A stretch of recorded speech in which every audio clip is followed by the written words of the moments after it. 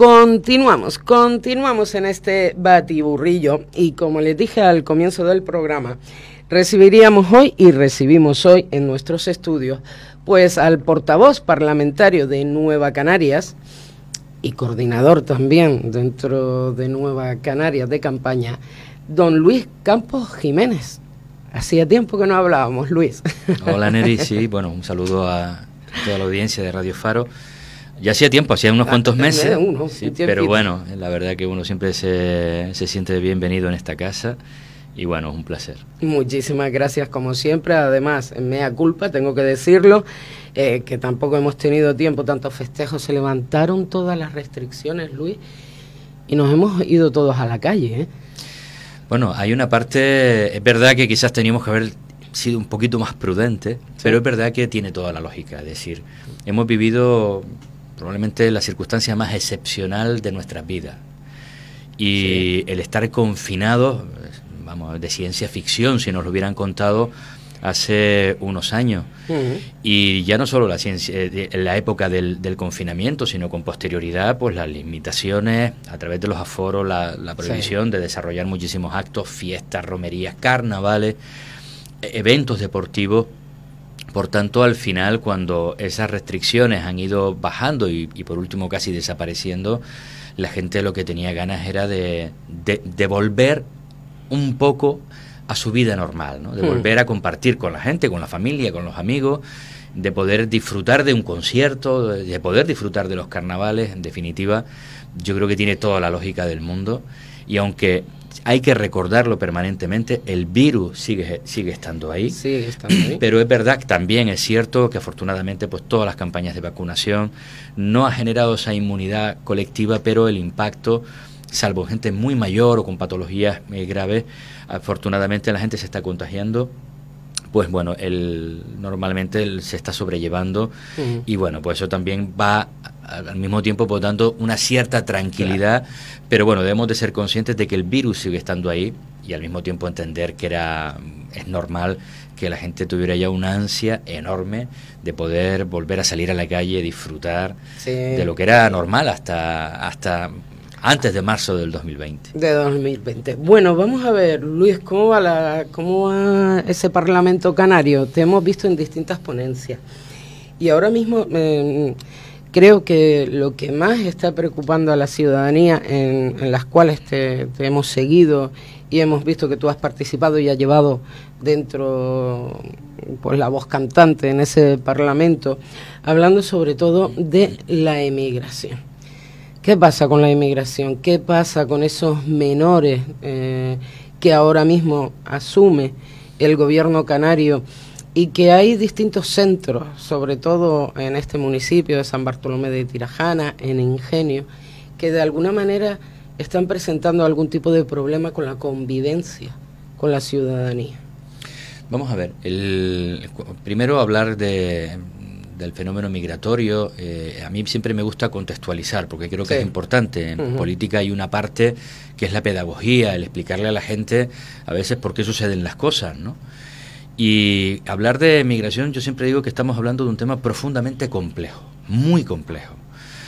Digo esto porque aquellos que llegan con determinadas recetas en que esto lo van a solucionar de la noche a la mañana, claramente están mintiendo. Es decir, estamos hablando además de un problema que no es un problema de Canarias, es un problema global del planeta en su conjunto. Cierto. Los flujos migratorios existen desde que el ser humano está en la Tierra, por distintas causas. La gente se mueve, nosotros lo hicimos en los años 50, en los años 60, en los años 70, en los años 40, unos a Cuba, otros a Venezuela, otros al continente africano, fundamentalmente al Sáhara, buscando al final pues mejorar las condiciones de vida, otros en épocas de la guerra civil pues huyendo pues de esa guerra o de las represalias que podía existir. Y por tanto los fenómenos migratorios existen desde que el ser humano está en la Tierra y van a seguir existiendo mientras haya seres humanos en la Tierra. Digo esto porque debemos de ser conscientes de intentar banalizar el discurso, venir con soluciones mágicas. No existen soluciones mágicas, pero eso no significa que no haya que trabajar. Segundo elemento importante, nosotros no podemos olvidar una cuestión, y es que Canarias está ubicada geográficamente al lado del continente africano, a menos de 100 kilómetros. Un continente africano con más de 2.500 millones de personas, en una situación, una parte importante del continente de pobreza y de extrema pobreza, ahora además en algunos países con una hambruna brutal que puede llegar a matar a más de 300.000 personas, entre ellas cientos de miles de niños en los próximos meses. Que producirá también flujos migratorios. Otro flujo migratorio. Es verdad que la mayoría de los movimientos migratorios, la gente tiene que saberlo, en el caso de África se producen dentro de África, de unos países a otros, que realmente son los que soportan esos movimientos. Pero luego, verdad que muchos de ellos quieren salir a lo que ven luego en la televisión, a esa Europa que ofrece oportunidades, otros porque lo que hacen en realidad ya no solo es huir del hambre o de una vida con falta de expectativa de futuro, sino también pues del terrorismo, pues también de las guerras, de los conflictos armados y de la represión. Por tanto, siendo conscientes de que la migración ha existido, existe y va a existir siempre, y que nosotros estamos ubicados al lado de un territorio donde esos fenómenos migratorios van a seguir acentuándose en los próximos años, nosotros lo que hemos defendido claramente es que ante eso ni mirar hacia otro lado, y lo que sí Canarias tiene que hacer es tener una política propia en materia migratoria. Política en lo que nos compete a nosotros para poder dar respuesta, no puede volver a sucedernos, aunque ahora se atemperara un poco todo, como digo, en algún momento volverá a producirse, y Canarias no puede volver a pasar por donde pasó hace apenas 3 años, que cuando empiezan a llegar nuevamente los flujos, después de unos años de una relativa calma, nos encontrábamos con que no teníamos ni un solo centro para acoger a los inmigrantes, y vivimos los episodios lamentables, por ejemplo, del muelle de Arguineguín.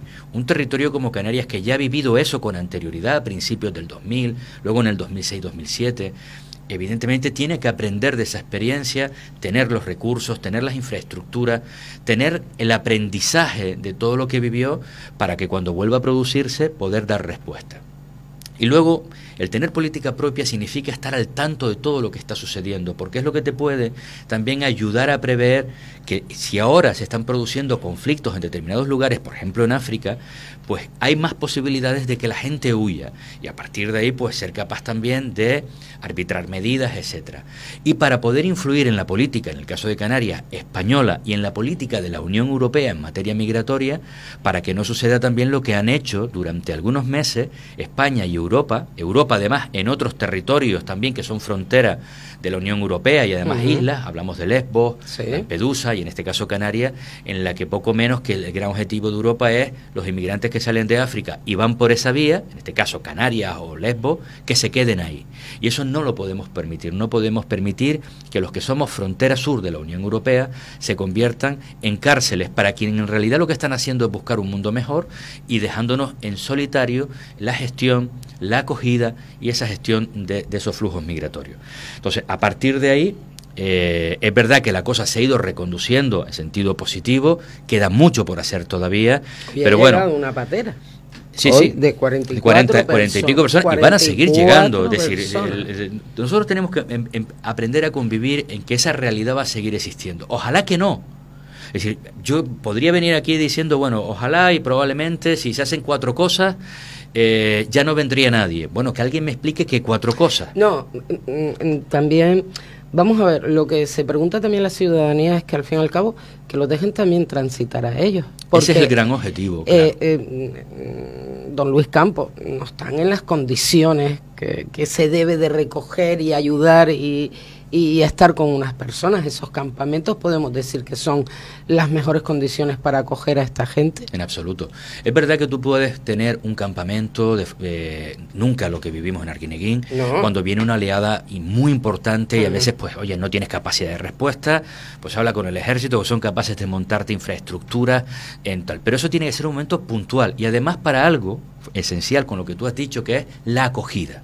la acogida humanitaria, el ser capaces de atender a esas personas cuando llegan, pero a partir de ahí tiene que haber mecanismos de solidaridad, de cooperación y de coordinación entre el resto de territorios de España y del resto de la Unión Europea para poder distribuir a esas personas en condiciones dignas. Muchos de ellos tienen familiares, amigos en otros lugares de la península o de Francia, la gente que viene de Marruecos o de Argelia o de Senegal, por su pasado histórico de colonia de Francia, sí, pues tienen vínculos, además el propio idioma, pero sobre todo suelen tener muchos familiares que ya trabajan, que ya están consolidados, están, bueno, incluso con la nacionalidad francesa o belga o holandesa, en definitiva, ser capaces de gestionar esos flujos migratorios.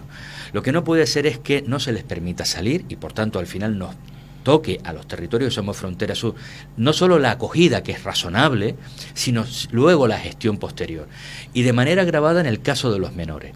Porque cuando hablamos de los menores, que es verdad que es competencia de las comunidades autónomas, pero cuando hablamos de competencia de la comunidad autónoma, una competencia exclusiva, es para los menores, teóricamente, que están ya en tu tierra o unos pocos que te puedan llegar, pero no entre situaciones como la que estamos viviendo. En este momento hay 3.000 menores extranjeros no acompañados en Canarias y evidentemente cuando se hizo la ley y las competencias en materia de menores no estamos pensando en esto. Y por eso defendemos que deben de articularse mecanismos y si hay que cambiar la ley, cambiarla para distribuir los menores, pero además porque hay algo que es esencial y está en la propia ley del menor, el interés superior del menor, por encima de cualquier cosa, porque estamos hablando de niños y niñas, y da igual el color, da igual de dónde hayan nacido, de dónde hayan llegado. El interés superior del menor tiene que estar absolutamente por encima de todo. Y es razonable pensar que un territorio, cuando te llegan de golpe 3.000 jóvenes, niños y niñas, muchos de ellos sin el idioma, sin compañía, hombre, una cosa es que tú los puedas acoger, pero en el caso de los menores no es solo el acogimiento, además, es la educación, muchos de ellos ya cuando van llegando a los 16, 17, la formación para la empleabilidad, etcétera. Y eso, de manera compartida entre el resto del territorio español, pues evidentemente se podría hacer en condiciones para ayudar, en este caso, a un territorio como Canarias, pero sobre todo pensando en el bienestar y en los derechos y en ese bien superior de cada uno de esos chicos y chicas que llegan a nuestra tierra. Por tanto, desde Nueva Canarias estamos siendo muy exigentes, muy duros, muy combativos con la actitud del Estado, de España, del resto de comunidades autónomas. Madrid, por ejemplo, solo ha querido acoger apenas, a una veintena de chicos y chicas menores de edad que han llegado a nuestra tierra. Y no puede ser un territorio de 6 millones de personas frente a un territorio de 2 millones que nosotros estemos gestionando, atendiendo a 3.000 chicos y Madrid pues solamente se haya prestado, por decirlo de alguna forma, a colaborar acogiendo, pues ya te digo, menos de 20. No puede ser. La cooperación y la colaboración entre todas las comunidades autónomas debe de ser un parámetro fundamental con cualquier ser humano, pero si hablamos de menores, sin ninguna duda y debe estar por encima de todo. Y es lo que estamos promoviendo para, si es necesario, cambiar las leyes a nivel del Congreso de los Diputados, poder hacerlo. ¿Ha habido esa sintonía con el gobierno central? ¿Ven ustedes que ha tendido la mano a la hora de... es verdad, la competencia en menores es nuestra, de las comunidades autónomas, pero para estos inmigrantes? Vamos a ver, ha habido distintos momentos. Nosotros fuimos profundamente críticos con el gobierno de España en el primer momento de aquella llegada masiva de migrantes, que además es verdad que coincidió con el tema del COVID, con lo cual es verdad que además no se les podía en aquel momento estar moviendo, porque no podíamos movernos nosotros, coger un avión, estaba cerrado el espacio aéreo, es obvio que tampoco pudieras mover. Pero se acaba ese, cierre aéreo, y lo que nos dicen es que sí, que sigan ahí. Nosotros dijimos y nos opusimos a eso, y aunque estuvieran aquí, lo que luego empezaron a hacer, y sigue siendo deficiente, como bien comentabas antes, esos campamentos en las raíces en Tenerife, o algunos aquí en las Palmas de Gran Canaria o en otros lugares, no son lo óptimo, pero obviamente es infinitamente mejor que la imagen vergonzosa y lamentable que vimos en el muelle de Arguineguín. La respuesta del gobierno de España inicialmente fue vergonzosa. A partir de ahí se han ido reconduciendo cosas, es verdad que han ido dando también recursos económicos, pero no es suficiente. Esto no va solo de, bueno, los tienes ahí, yo te doy dinero, sigue. No se trata de eso solo. Se trata de compartir esa tarea, nosotros con la cuota también que nos corresponde, no solo en la acogida, sino luego, oye, ¿cuánto nos correspondería poder quedarnos en nuestro territorio y que puedan tener una salida aceptable? Pero de manera compartida con el resto. Y aunque es verdad que esto forma parte, primero, de la colaboración de las comunidades autónomas, casi nula, y por otro lado, cambiar las leyes que impidan que algunos se escuden en la normativa actual para decir, eso a mí no me toca, alguna comunidad autónoma, cambiar las leyes no le corresponde al gobierno del Estado, le corresponde al Congreso, a los diputados y diputadas de todas las fuerzas políticas. Pero es verdad que sí hemos echado en falta por parte del gobierno de España una cierta actitud de liderazgo en ese proceso de sentar a las comunidades, de hacer entender que ese reparto debe hacerse, que es verdad que a lo mejor ellos también, dándoles la garantía de que les van a dar recursos económicos, de que el Estado pone en esos territorios también infraestructuras que no estén utilizando para acoger a estas personas y por tanto apoyar a esas comunidades, que sí hemos notado esa falta de agilidad por un lado y de liderazgo para poder gestionar esta crisis migratoria. Y cuando ha pasado lo del Sáhara, ¿qué opinión le merece a Nueva Canarias, en este caso a Luis Campos? Bueno, para mí ha sido la actitud o la decisión más decepcionante que podía haber esperado, no del Partido Socialista, porque es que ni siquiera esta ha sido una decisión del Partido Socialista, ¿no? Si me apura, ni siquiera del Gobierno de España, sino la actitud y la decisión del presidente del Gobierno de España, Pedro Sánchez, y del ministro, en este caso de Exteriores, el señor Álvarez, porque la mayoría de los ministros se enteraron, igual que nosotros, por la filtración que hizo el propio rey de Marruecos de esa carta vergonzosa, pero no hablo solo de los ministros de Podemos dentro del Gobierno de España, sino de muchos ministros socialistas dentro del Gobierno de España. Cuando todo esto sale a la luz, yo hablo con los socialistas canarios, defensores de la causa del pueblo saharaui, que han ido conmigo a los campamentos en Tinduf y no daban crédito a esa decisión, no la entendían.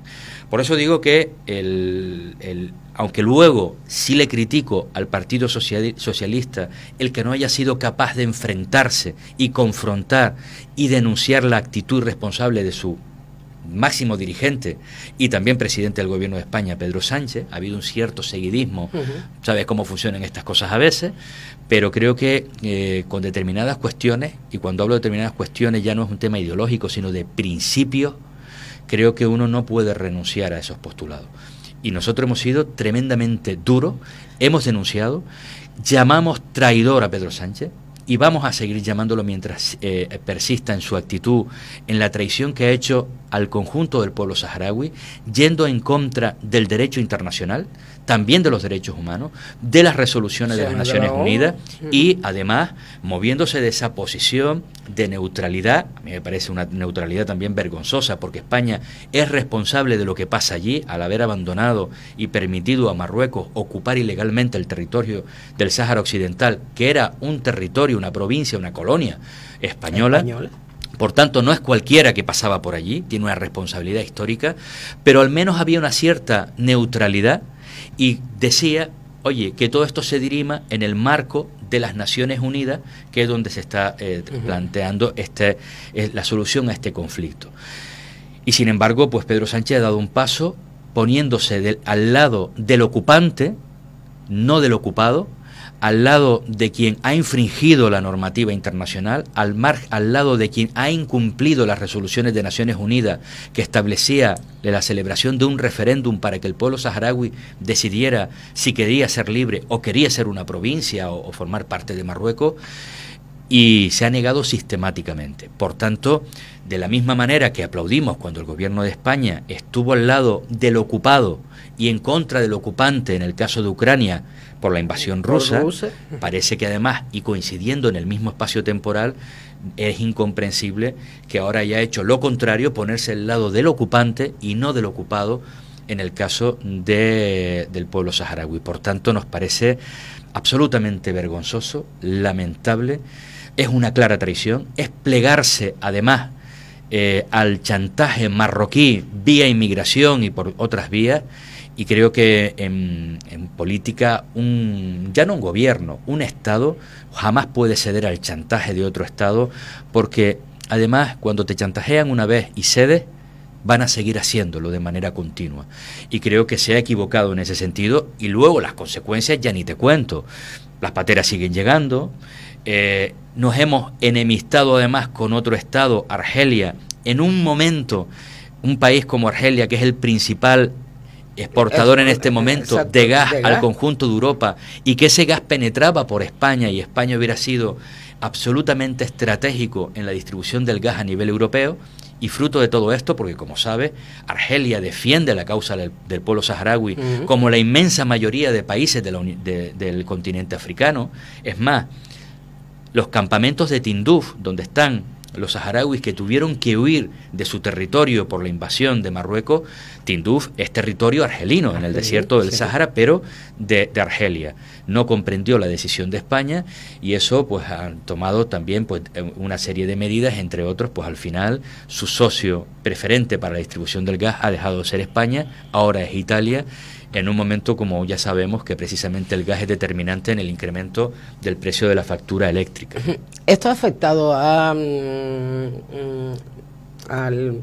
esto ha afectado al gobierno de Canarias, porque ustedes están en pacto también con el Partido Socialista. ¿De alguna manera ha habido algún tipo de problema entre ustedes por este tipo de decisiones del gobierno central? No, vamos a ver, nosotros hemos sido capaces de defender quién ha tomado las decisiones, por eso antes decía Pedro Sánchez. Que era Pedro Sánchez quien ha tomado esta decisión, ¿no?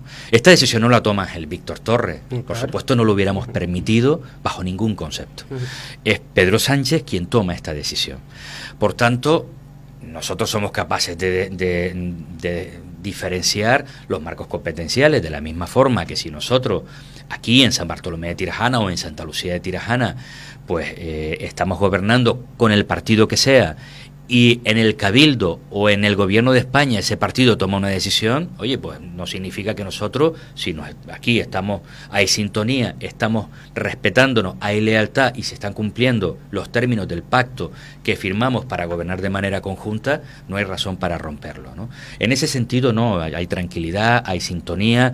Es verdad que estas cosas no ayudan, evidentemente, porque al final, pues cuando tú claramente combates, criticas, además sin tapujos como lo hemos hecho, a Pedro Sánchez y al gobierno del Partido Socialista a nivel estatal, pues es obvio que tampoco a los socialistas canarios les hace mucha ilusión, pero también son capaces de entender, como nosotros entendemos que ellos no son los responsables de esa decisión, también son capaces de entender que, oye, nosotros con quien tenemos un pacto de gobierno es con el Partido Socialista Canario, además de con Podemos y con la agrupación socialista Gomera, eso se está respetando. Y oye, cuando el gobierno de España lo hace bien, lo hemos felicitado y hemos apoyado en muchísimas medidas a través de Pedro Quevedo en el Congreso de los Diputados, pero cuando no lo ha hecho bien, vamos a ser los primeros, por supuesto, en criticarlo, y cuando se trata de defender a Canarias, la vamos a defender por encima de cualquier decisión que se tome en España, y cuando se trata también de causas justas como la del pueblo saharaui, sin duda alguna también lo vamos a hacer. Don Luis Campos, portavoz parlamentario de Nueva Canarias. Recordamos que estamos hablando con él. Vamos a ver, Luis, Canarias, el archipiélago. Seguimos arrastrando unos indicadores que no han ido, o bueno, corríjame usted si me equivoco, a mejor. Indicadores en la pobreza y la dependencia. ¿Qué se está haciendo desde el gobierno? Se está haciendo bastante, y explico, vamos a ver. Cuando hablamos de que y arrastrando indicadores de seguir a la cola pero de toda España, de todas las comunidades. Por eso es muy importante dos cuestiones previas. La primera, ¿de dónde veníamos? Es decir, Canarias ya estaba a la cola en materia de dependencia, en materia de educación, en materia de sanidad, en materia de empleo. Y luego, ¿qué nos ha tocado vivir y gestionar, en este caso, al gobierno del Pacto de las Flores en estos 3 años? Porque lo grave es que Canarias estuviera a la cola en materia de dependencia o en empleo, en todos los parámetros que dije antes, en una situación en la legislatura anterior y en la otra anterior, donde no había habido volcanes, donde no hubo confinamientos, donde no hubo COVID, es más, donde batíamos récord año tras año de crecimiento económico, de llegada de turistas, eran 12 millones, al año siguiente 13, al año siguiente llegamos a 16 millones de turistas y seguíamos a la cola en materia de empleo y demás. Por lo tanto, cuando llegamos al gobierno nos encontramos con eso. Pero es que claro, cuando tú intentas empezar a aplicar tus políticas para cambiar todo esto, de repente empieza a pasar lo que pasó. Y evidentemente el COVID ha centrado toda la atención del gobierno en todos los ámbitos. Luego, cuando por fin parece que empezábamos a asomar la cabeza, llega la erupción de La Palma, que también ha hecho que todos los recursos al final del gobierno, pues durante un tiempo se centren, no todos los recursos, pero que la prioridad obviamente esté centrada y focalizada ahí. Digo esto porque creo que es de justicia trasladar estos parámetros. A partir de ahí, incluso con todo esto, Canarias, por ejemplo, a día de hoy, tiene mejores datos en materia de empleo, de personas afiliadas a la Seguridad Social y de número de desempleados menor que antes incluso de la crisis del COVID e incluso que antes de la llegada de nosotros al gobierno. Por tanto, si con todo lo que ha pasado en materia de empleo estamos así, yo estoy convencido de que probablemente si no hubiéramos tenido nada de esto, nuestras políticas, nuestras decisiones todavía estuviéramos en una situación mucho mejor. En materia de dependencia, mire, cuando llegamos estábamos en esa situación lamentable. Nos encontramos con que, por ejemplo, aplicativos informáticos para que la gente, los trabajadores de dependencia, no estuvieran haciendo los expedientes, el seguimiento de los mismos con tabla Excel fabricadas por ellos mismos, cuando por ejemplo en Castilla y La Mancha o en otros territorios cuentan con unos aplicativos donde todas las administraciones, las locales, las diputaciones allí, en este caso aquí serían los cabildos, el gobierno autonómico, estaban interconectados, bueno, lo que hace que todo vaya más rápido, sea más ágil, los procedimientos sean mucho más eficientes en menos tiempo. Pues después de 15 años todavía nos encontramos con que esos aplicativos no han existido.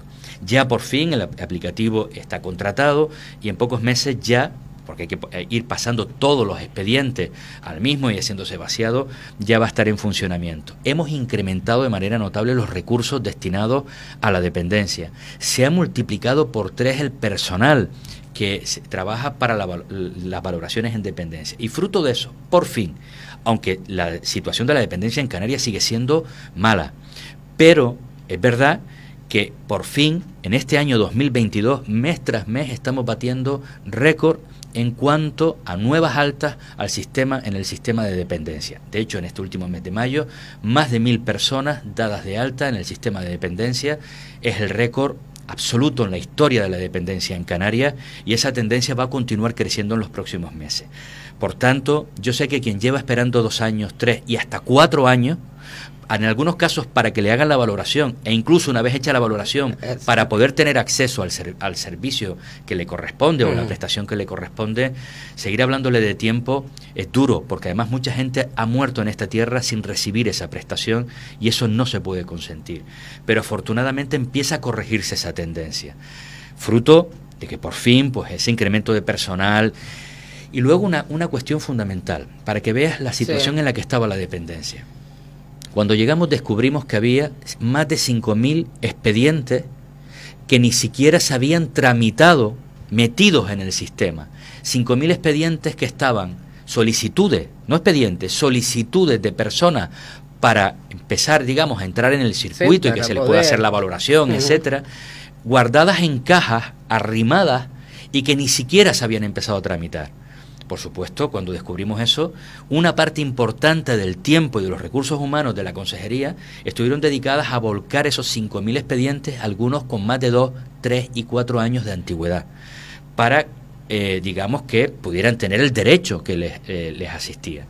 Y por eso ha habido un incremento en estos días. El diputado del Común decía que cómo era posible que en Canarias, a pesar del plan de choque que también a nivel de España se había planteado, habían bajado las listas de espera en el último año 2021, en la mayoría de sitios en España había crecido. La explicación es esta, porque cuando empezamos a meter esos 5.000 expedientes, por supuesto que el periodo medio subió, digamos, de espera de los dependientes en Canarias subió muchísimo, porque empezamos a incorporar a personas que habían solicitado solicitado una valoración desde hacía 2, 3 y 4 años y que ni siquiera se habían tramitado, ¿no? Por tanto, yo creo que desde esa irresponsabilidad por parte de quienes les tocó en la legislatura anterior, hemos heredado un sistema ya a la cola. Nos ha tocado gestionar todo lo que nos ha tocado gestionar, como decía antes, COVID, volcanes y demás, y a partir de ahora, afortunadamente, empieza ya una tendencia positiva. de aquí a final de año, yo sé que a los políticos pues no les gusta dar tiempo, ¿no? Pero de aquí a final de año habrá una mejoría en esa gestión dentro de la dependencia en Canarias. Saldremos un poquito por lo menos de esos indicadores de pobreza que arrastramos desde hace muchísimo tiempo. Sin duda, vamos a ver. Una cosa es la dependencia, otra cosa es la pobreza. Pero yo estoy convencido que si seguimos esta línea, y todo apunta ahí, al final, cuando tú incorporas personal, cuando por fin ya has metido en el sistema esos miles de expedientes que estaban arrimados en caja, cuando estamos incorporando más dinero para las prestaciones. Por cierto, también la implicación de ayuntamientos y cabildos dentro del sistema en un elemento que es esencial, que el Cabildo de Gran Canaria, afortunadamente, en esta legislatura y ya a final de la pasada, sí que está acelerando, apretando el acelerador, que hablamos de las plazas residenciales, porque el problema es que yo, al final, el valorador diga, esta persona tiene derecho a una prestación o tiene derecho a una plaza en un centro residencial, pero el problema es que luego no hay plazas en centros residenciales. Se están creando y generando nuevas plazas, algunas tardarán 6 meses, otras 1 año, porque son edificios nuevos o adaptación de edificios, pero afortunadamente por fin se está acelerando. Y hay que pedir que se siga en esa tarea, porque esa tarea es fundamental. Yo creo que al final toda la combinación de esto que estoy diciendo, más recursos, más personal, el aplicativo informático, poner al día todos los expedientes, el que por fin las plazas residenciales empiecen a avanzar, hará que a final de este año y a final de esta legislatura, no como nos gustaría, sin duda alguna, no nos vamos a colocar a la cabeza, por supuesto, en la gestión de la dependencia, pero sí que mejoren muchísimo los datos y que podamos salir de ese vagón de cola, y estoy convencido de que va a ser así. Y luego cuando hablamos de pobreza, lo mismo, Canarias históricamente tiene unos indicadores de renta muy bajos con respecto al resto del territorio español. Nosotros por eso hemos planteado la necesidad, entre otras cuestiones, de hacer un análisis, un debate en el Parlamento sobre el reto demográfico. Y me explico. Canarias creció en el periodo del año 1980 al 2000 en medio millón de personas. Pero del 2000 al 2020 en otro medio millón de personas. Hemos crecido en 1 millón de personas en 40 años. En 40 años hemos duplicado la población que aquí existe. Y eso tiene consecuencias al final, medioambientales, la capacidad de carga, de prestación de servicios, porque no es lo mismo territorios españoles que han ido perdiendo población, con lo cual se te van quedando vacíos colegios, a territorios que cada vez ganas población, no solo no se te vacían colegios, sino que necesitas un nuevo colegio y otro colegio más, y un nuevo centro de salud, y más plazas residenciales, y más carreteras. En definitiva, el crecimiento poblacional, por cierto, no derivado de la llegada de pateras, sino fundamentalmente el crecimiento poblacional, las estadísticas hablan que es de personas españoles de otros territorios que han llegado, y fundamentalmente también de la Unión Europea.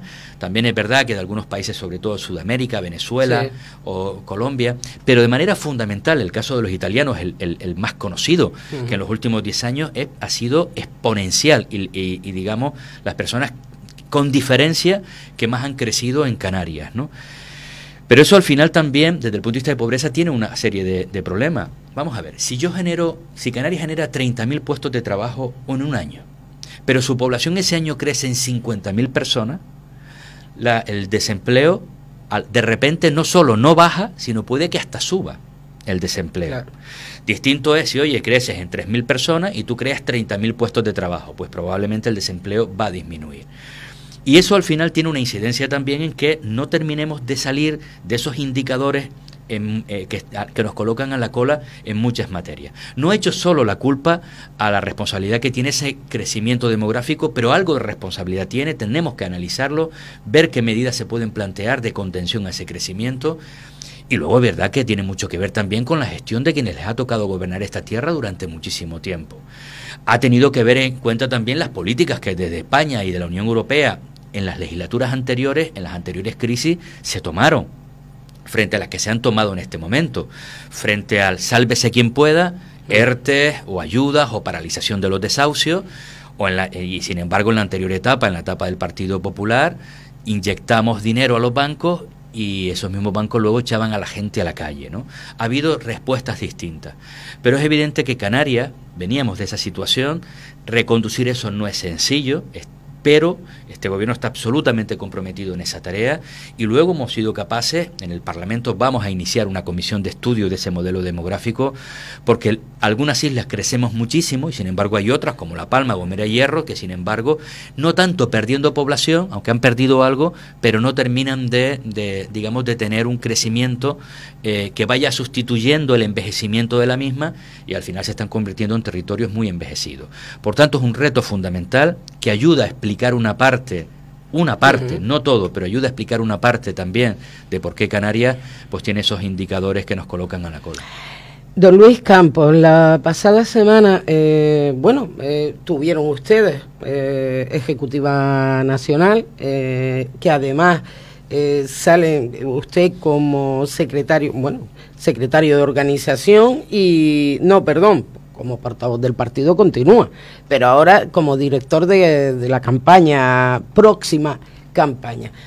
Hemos tenido también este pasado fin de semana unas elecciones, hemos tenido resaca electoral por todas partes, Colombia, legislativas en Francia, pero lo que nos toca más de cerquita, ¿no? Andalucía. Unos resultados para todos los análisis y analistas políticos que nadie esperaba, porque todo lo que apuntaba era a un posible pacto con cualquiera de las fuerzas que entraran a gobernar la autonomía de Andalucía. Pero bueno, dígame, ¿qué le parece esta mayoría absoluta del Partido Popular en Andalucía? ¿Se puede extrapolar a lo que pueda ser las próximas elecciones que nos enfrentamos en menos de un año? También tenemos elecciones autonómicas aquí. No, vamos a ver. Yo creo que los que llevamos tiempo en política somos conscientes de que ningún resultado electoral es extrapolable a otro territorio. Fíjese que hablamos de Andalucía, algunos hacen la extrapolación a que si eso va a pasar igual en Canarias. Mire, a veces lo que pasaba en San Bartolomé no tenía nada que ver con lo que pasaba en Santa Lucía, desde el punto de vista político. Sí. Entonces, para que nos entendamos a veces que intentar extrapolar lo que sucede ya de un municipio a otro a veces no tiene ningún sentido, de una comunidad a otra ni le cuento, porque son realidades distintas. Allí Bonilla podía estar muy bien valorado, aquí está muy bien valorado, en este caso el Pacto de las Flores, el Víctor Torres, Roma Rodríguez, es decir, los partidos que lo sustentan. En ese sentido no me preocupa, pero ya no solo porque no es extrapolable de una comunidad a otra los resultados, sino porque estamos hablando del marco temporal también con una diferencia de un año. Y si ya hace tiempo un año en política era un mundo, ahora un año en política es una eternidad. Nosotros llegamos a vivir, y no hace mucho, como Ciudadanos encabezaba las encuestas a nivel de España. Sí. 6 meses más tarde se presentaban las elecciones y casi, un resultado desastroso y ahora está a punto de desaparecer. Podemos hubo un momento en el que estaba por encima del Partido Socialista en las encuestas a nivel de España y ya vemos que lo que ha sucedido con posterioridad. En pocos meses, por lo tanto, hablar de si se puede extrapolar un resultado que ha sucedido en Andalucía con su propia realidad a otros territorios, llámese Canarias, y además dentro de un año, no. Es verdad que lo que sí apuntan ciertas cosas, y eso sí es lo que hay que analizar en política, son las tendencias. Y es verdad que el Partido Popular yo creo que ahora está en una tendencia alcista, de crecimiento, la llegada por otro lado de Feijóo, sustituyendo a Pablo Casado, que creo que tuvo un liderazgo lamentable, porque creo que intentó emular a la extrema derecha, y eso solo lo que hace al final es engordar a la extrema derecha, ¿no?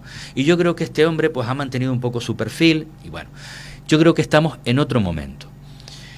Pero vuelvo y reitero que eso no es extrapolable. Si me apura, lo único que yo extrapolaría es lo siguiente. Todas las elecciones que se han ido produciendo en los distintos territorios en los últimos meses han ganado quienes ya estaban gobernando. Sí, pero han perdido los que las acompañan.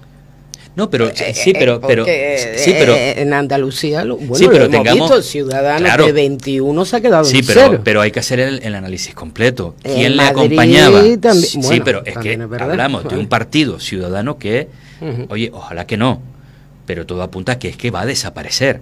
Es decir, pero con carácter general en toda España, ¿no? Es decir, no es la realidad en el caso nuestro, ni le cuento de los gomeros en La Gomera, de la agrupación socialista en La Gomera, ni por supuesto el de Nueva Canarias, si hablamos de Canarias, ¿no?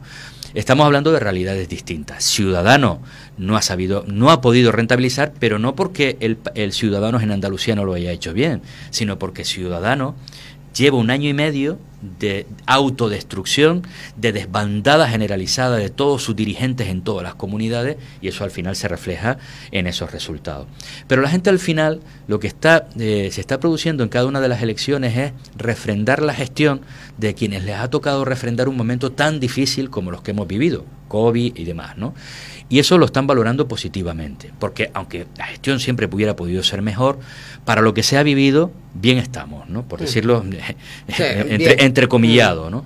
En todo caso, por tanto, eso podría ser extrapolable también a Canarias, que de hecho, una encuesta que salió no hace mucho a nivel de toda España, los canarios eran los segundos que mejor valoraban a su ejecutivo, en este caso al gobierno de Canarias, en cuanto a la gestión de la COVID con respecto al resto de territorios españoles. Por tanto, hay una valoración positiva, lo mismo en el tema del caso del volcán de La Palma, etcétera. Pero yo en esto siempre soy prudente. Creo que lo que hay que hacer es trabajar, estar en la calle, escuchar a la gente. Las encuestas lo que te sirven es para ver tendencias, los resultados electorales de otros lados lo que te sirven es para ver cómo se está moviendo, pero a partir de ahí, siendo conscientes de que nosotros tenemos una realidad distinta, de que los liderazgos aquí son distintos, la fortaleza de cada uno de los partidos que allí se presentan aquí pueden estar más débiles, más fuertes. En definitiva, hablamos de realidades completamente distintas. Y luego yo me quedo con un aspecto positivo de esas elecciones. Mire, era claro que la derecha iba a gobernar.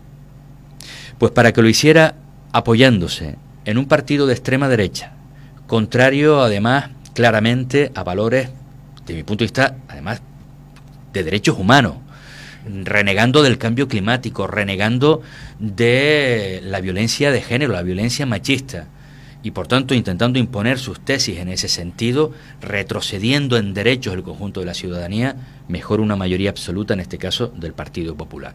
Creo que además de los que obviamente no han salido, en este caso el bloque de izquierda, por decirlo de alguna forma, que esperaban crecer en algo, por lo menos mantenerse, y ha habido un cierto retroceso, fíjese que el Partido Socialista solo ha disminuido en 3 diputados.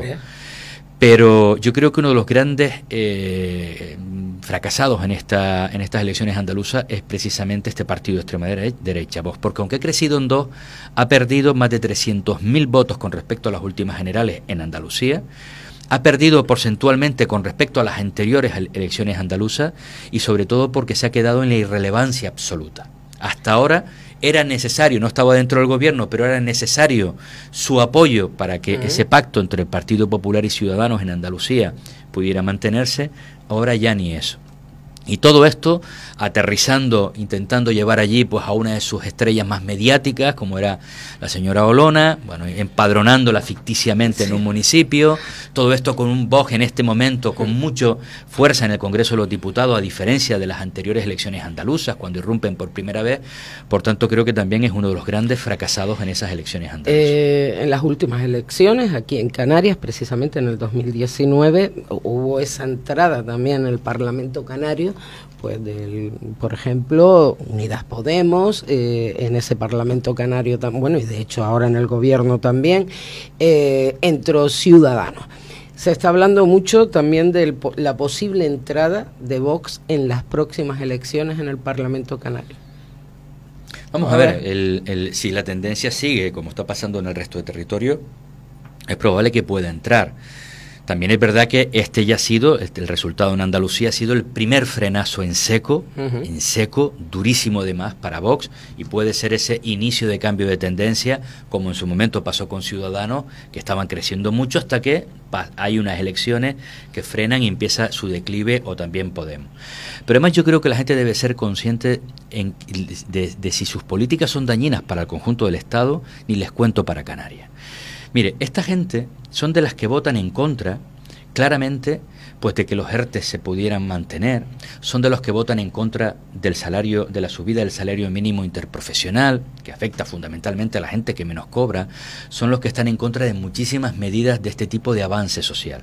Pero en este pleno, precisamente, hemos tenido que defender en una PNL el que, por ejemplo, un detalle, que los deportistas canarios puedan seguir teniendo apoyo a través de las federaciones españolas para poder desplazarse, y hablo de equipos y hablo de deportistas individuales, individuales por nuestra propia singularidad de vivir a 2.000 kilómetros y tener que atravesar el mar sí o sí para poder competir. Bueno, que la gente sepa que Vox, por ejemplo, ha metido una enmienda en la Ley Nacional del Deporte, en la Ley Estatal del Deporte, para que los canarios no puedan acceder a esas ayudas, porque consideran que es un privilegio. Pues como esto, todo.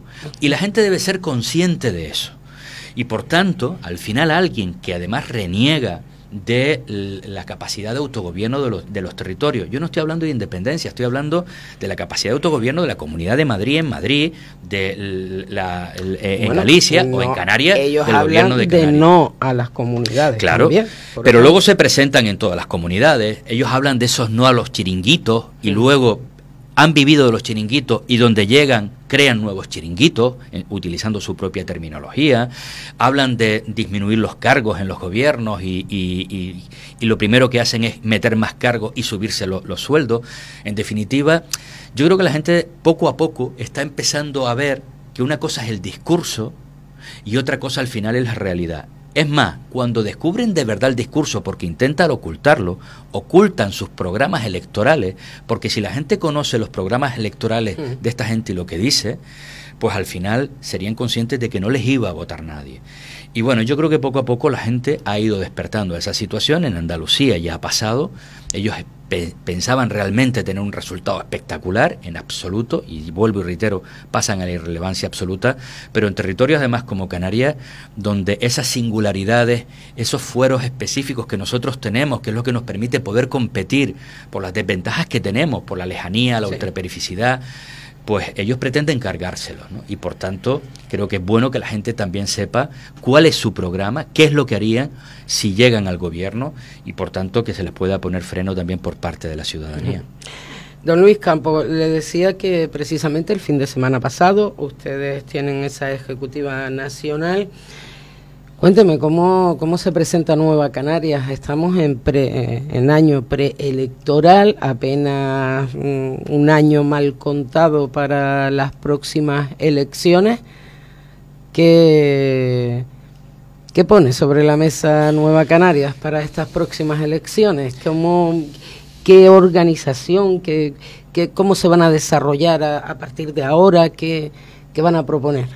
Bien, a partir de ahora se inicia un trabajo. Bueno, es verdad que ese trabajo se inició el día siguiente de las anteriores elecciones. Claro. Es decir, yo repito mucho algo que decía Silverio, ¿no? Sí, el día siguiente... Lo vi el otro día en la Feria del Sureste. Llevaba tiempo sin verlo. Pues yo recuerdo siempre, él planteaba que la campaña electoral, el primer día después de las elecciones, nos veíamos ya en el ayuntamiento y decía, señores, la campaña electoral del siguiente, dentro de 4 años, empieza hoy. Y es verdad, y así desde Nueva Canarias lo entendemos. El trabajo al final está ahí, el que estamos desarrollando en el Parlamento, el que ha desarrollado Pedro en el Congreso, el que desarrolla nuestra gente dentro del Gobierno de Canarias, Román y todo el equipo que está con él, en el Cabildo de Gran Canaria o en cada uno de los ayuntamientos, no solamente de Gran Canaria, sino algo muy importante. Cada vez somos más fuertes en el resto de islas, que era uno, digamos, de nuestros déficits. Nosotros tenemos ahora representación en el gobierno, por ejemplo, de 5 de las ciudades capitalinas de las distintas islas. Estamos dentro del gobierno en Arrecife, en Puerto del Rosario, en Las Palmas de Gran Canaria, también en Valverde, en El Hierro, y también en San Sebastián de la Gomera. Pero además hemos crecido, hemos tenido alcaldías, tenemos alcaldías en Tazacorte, en La Palma, uno de los municipios más afectados por el volcán, o en Tacoronte, en el municipio de Tenerife, que era muy difícil entrar en la isla de Tenerife, y es donde probablemente más estamos creciendo y con muchísimas posibilidades de obtener resultados muy positivos en ayuntamientos, en el Cabildo, pero también de muchas posibilidades de obtener diputados por esa circunscripción. Creo que lo vamos también a conseguir en Lanzarote, en Fuerteventura, y creo que vamos a mantener, incluso hay posibilidades de crecer en la isla de Gran Canaria. Lo cual creo que nos coloca en un buen resultado de la perspectiva del Gobierno de Canarias. Yo estoy convencido de que vamos a seguir siendo la primera fuerza política en Gran Canaria, tanto a nivel de cabildo como carácter general.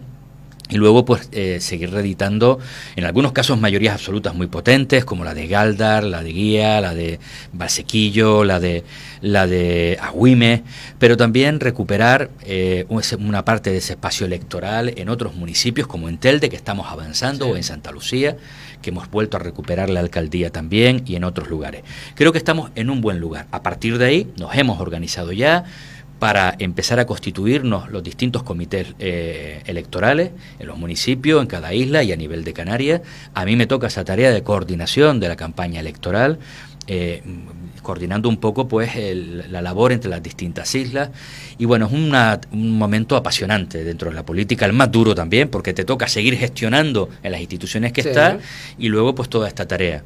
Pero es un momento esencial de empezar también a preparar nuestros programas, ese modelo de país canarios que nosotros planteamos, o de isla, en este caso, ese proyecto de ecoisla en el que queremos seguir avanzando, o en cada uno de nuestros municipios, de presentarle a la gente quiénes van a ser nuestras candidaturas en los próximos meses ya, y por tanto es un momento de muchísima actividad. ¿Caras nuevas en esas candidaturas o hasta que no se presenten no...? Tendremos que ir viendo en cada sitio, es decir, yo soy de los que creo que si las cosas funcionan, no las toque. Hemos escuchado durante mucho tiempo eso de, no, hay que quitar a los viejitos y colocar a gente nueva. Miren lo bien que le fue a Ciudadanos, a Podemos y al Partido Popular con caras muy nuevas. Hablo de Pablo Iglesias, Rivera, o el caso de Pablo Casado. Ya no está ninguno. No está. Ya no está ninguno. Digo esto porque una cosa es la renovación absolutamente necesaria e imprescindible, y otra es el respeto también a la gente que lleva tiempo en política, que sigue teniendo ganas y además sigue teniendo el refrendo de la ciudadanía porque quieren que continúe, y también de sus propias organizaciones políticas. Yo creo que debe haber una combinación de esa experiencia con renovación, y creo que se va a ir produciendo en cada uno de los lados. En Santa Lucía, además, aterrizando, hemos tenido también esta semana pasada una asamblea de Nueva Canarias en Santa Lucía, donde bueno, pues se ha elegido como presidente local a Francisco García, nuestro candidato probablemente, alcalde, aunque eso también lo decidiremos en el mes de septiembre, el actual alcalde en el municipio. Hemos elegido la nueva ejecutiva y el nuevo consejo local, con caras nuevas, con gente con experiencia, como decíamos con anterioridad, y con muchísimas ganas y entusiasmo. Notas esa euforia, además, porque era la oportunidad de volver a vernos las caras otra vez, por todo esto que hablábamos también al principio, ¿no? De ese COVID que nos ha mantenido a veces, sigue en contacto, pero a través de las videoconferencias y demás, que nunca es lo mismo, ¿no? Y bueno, pues hemos renovado ese espacio, y estamos convencidos de que Santa Lucía vamos a volver a recuperar una parte importantísima del electorado. La gente se dio cuenta de que aquel cambio que algunos planteaban en campaña que era necesario, cuando llegó el momento de la verdad, fue un absoluto desastre total y absoluto en la gestión, pero también en la imagen del municipio, la bronca continua, las denuncias en los juzgados, las acusaciones en los medios de comunicación de manera permanente. Fue llegar Nueva Canarias nuevamente al gobierno, tranquilidad, buena gestión de nuevo, encauzar los problemas, centrar la política en lo que toca, en la política, en la solución a los problemas, y además con personas con mucha experiencia, sobre todo en el caso de Francisco, muchos años en el ayuntamiento, una persona muy comprometida. Estuvo hasta contigo, ¿no? Sí, por supuesto. Sí, ¿no? Me recuerdo. Vamos a ver. En esa... Sí, Francisco entró 4 años antes que yo. Eso. Francisco entró en el año 99 con Camilo todavía. Yo entré en la siguiente, en el año 2003, ya con Silverio. Con Silverio. Que lamentablemente Camilo falleció en el año 2000. Y en esa coincidí, mi primera legislatura en la segunda de Francisco. Y bueno, él luego también estuvo con Dunia González y ahora pues le ha tocado estar con liderando el proyecto en el ayuntamiento. Lo que no recordaba era eso. Sí, estuvimos 12 años. 12 años contigo, juntos. Y doy fe de que estamos hablando de una persona súper comprometida con el municipio, tiene el municipio en la cabeza, una persona muy cercana, muy bien, y en ese sentido creo que un liderazgo espectacular, se está empezando a notar también, y creo que va a ser un candidato excepcional sin duda alguna, porque estoy convencido que va a ser nuestro candidato a la alcaldía, y bueno, con un equipo de mujeres y hombres con la experiencia de Nueva Canarias detrás. También. Luis, no te quitamos más tiempo, porque además sé que ahora mismo en Santa Lucía, que tú tirarás ahora para arriba, sé que tienes la noche embrujada en Pozo Izquierdo, mucho que celebrar también en el municipio. Bueno, y este viernes también tienes que ir al Parlamento, ¿no? O sea que... Sí, al Parlamento... No llegarás a las 12 a ver los fuegos esta noche. Me va a costar, porque tengo que preparar varias comisiones para mañana, pero bueno, siempre hay que intentar buscar un pequeño espacio para para compartir, para disfrutar, pero recogernos pronto. Un mensaje a tus vecinos, porque, bueno, no sé si has participado en algún medio del sur-sureste de Gran Canaria últimamente, pero ya aprovechando que estás aquí y que nos oyen en Santa Lucía, pues un mensaje para los vecinos, ¿o no? No, por supuesto, o para todos, como quieras. Yo siempre traslado, es verdad que a mí me apasiona el trabajo en el Parlamento, ahí se deciden muchísimas cosas, decidimos cosas, por ejemplo, para Santa Lucía, recursos, fondos para el municipio, pero la parte más negativa es que el Parlamento está en Tenerife. No porque esté en Tenerife, no me interpreten mal, ¿eh? Ojo, vale, que ahora después del pique de La Palma y el Tenerife en el fútbol, sino porque me tengo que desplazar casi a diario para allá. A veces toca quedarte a dormir allí y eso significa pasar menos tiempo en tu municipio y por tanto estar más cerca de la gente. Pero intento no desconectarme, seguir moviéndome, escuchar a la gente y bueno, atender un poquito a esa problemática para desde el ámbito en el que en este momento me toca estar ahí. Pero sobre todo yo creo que es un mensaje, como decía antes, la gente debe ser consciente que estamos viviendo momentos difíciles, gobierne quien gobierne. En esto quiero ser sincero, han sido años muy duros. Quiero felicitar a la ciudadanía de Santa Lucía porque tuvo una respuesta excepcional, ejemplar, durante todo el momento de la batalla aquella contra el COVID, en la etapa de confinamiento, en los momentos de vacunación. Muy responsables la inmensa mayoría en las medidas que se iban estableciendo. Y ahora toca seguir pensando en el futuro y evidentemente yo lo que sí quiero trasladarles es que formo parte de un proyecto político que es Nueva Canaria, que hemos sido los que hemos estado liderando la transformación de un municipio como Santa Lucía durante mucho tiempo, que hemos aportado estabilidad siempre al ayuntamiento en el caso de Santa Lucía, hemos sido cercanos, seguimos siendo cercanos y nosotros nos sentimos profundamente orgullosos del trabajo que hemos hecho, con nuestros errores, que los hemos tenido, por supuesto, pero siempre con la premisa de la honestidad en nuestro trabajo, de el trabajo por encima de todo, la cercanía, y luego pues creo que se ha notado que cuando hemos vuelto al ayuntamiento, después de esos meses, año y medio, en el que hubo pues un pacto casi contra natura, pues ha vuelto esa estabilidad y pedirles, bueno, pues que sigan confiando en nuestro proyecto, que sigan sintiéndose orgullosos de nuestro municipio.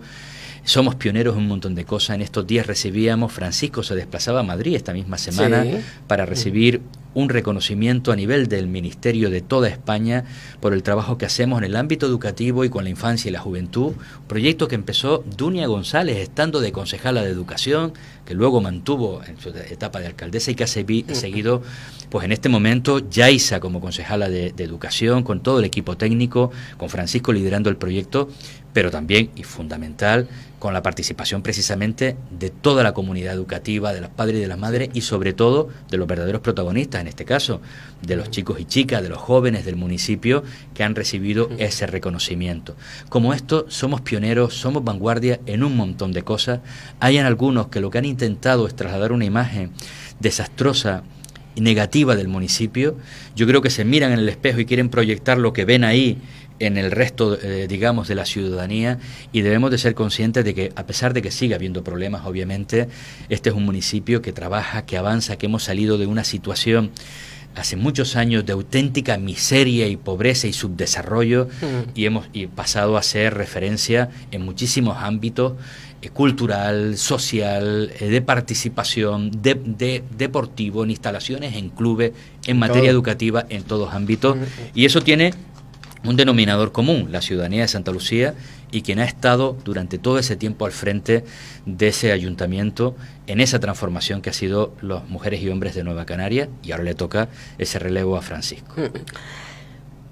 Luis Campos, seguiremos hablando, sigan trabajando, por favor, en este ámbito que te toca ahora, en ese Parlamento Canario, y lo dicho, muchísimas gracias por haber venido hasta nuestros estudios. Muchas gracias por invitarme y bueno, pues me emplazo, me autoinvito a volver y bueno, pues seguir una parte fundamental de la actividad política, yo siempre he dicho que es la de contar lo que se hace y que los medios de comunicación también, en este caso ustedes, pues nos fiscalicen en nuestros trabajos y nos pidan y que rindamos cuentas ante la ciudadanía.